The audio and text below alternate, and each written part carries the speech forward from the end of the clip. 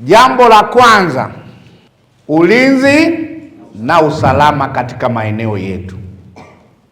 Huko ndiko kunakoanzia kamati za ulinzi na usalama. Huko ndiko wananchi wanakokaa. Huko ndiko wahalifu walipo.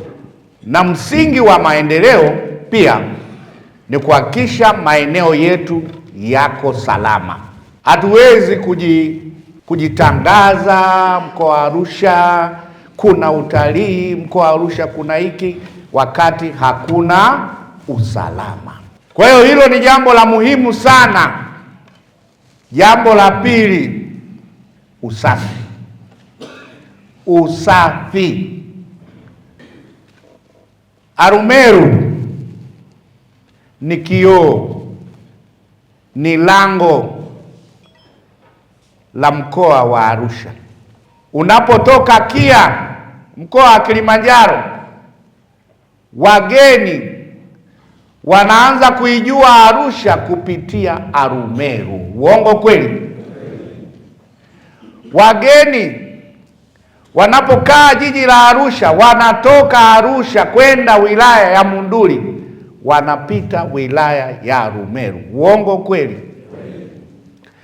Kwa hiyo sisi ndio inaweza ikawa taswira wanapoingia wageni na kuondoka.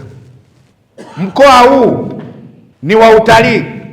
Mkoa huu kwa sasa unaongoza kwa mikutano ya kimataifa na mikutano ya kitaifa. Kwa hiyo mkoa huu lazima uvutie. Kati ya tarehe 3 na 4 kutakuwa na bunge la dunia litafanyika Arusha. Nchi 183 na taasisi za kimataifa 7, jumla 200 watakuja Arusha.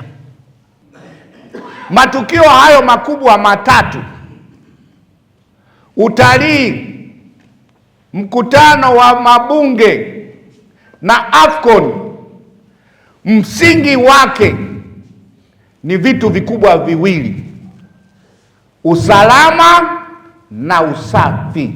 Hayo ndio maandalizi ya kupokea matukio hayo makubwa. Wageni wakija wakute mkoa wetu uko salama. Wageni wakija waone usafi wa mazingira katika jiji la Arusha, Arumeru na mkoa mzima wa Arusha. Mheshimiwa Rais anatoa fedha nyingi, anajenga mabarabara kufanikisha AFCON, anajenga uwanja kufanikisha AFCON. Lakini sisi jukumu letu kama wenyeji, kwanza kuzijua fursa, lakini pia kuhakikisha katika maeneo yetu mkoa wetu uko vizuri kiusalama na mazingira yanayovutia. Watu wakija, tunawaandaa watu wa mahoteli, watu wa utalii, makampuni ya utalii, lakini wote hao wawe mashabiki, wawe wafanyabiashara, msingi wake unawekwa na nyinyi huku kusimamia maeneo yenu yawe salama, kusimamia maeneo yenu kuwe safi na mazingira yanayovutia. Kupitia hotuba yako ipo misimamo yako ya uongozi wako ambayo unatamani na sisi wasaidizi wako tupite katika misimamo hiyo.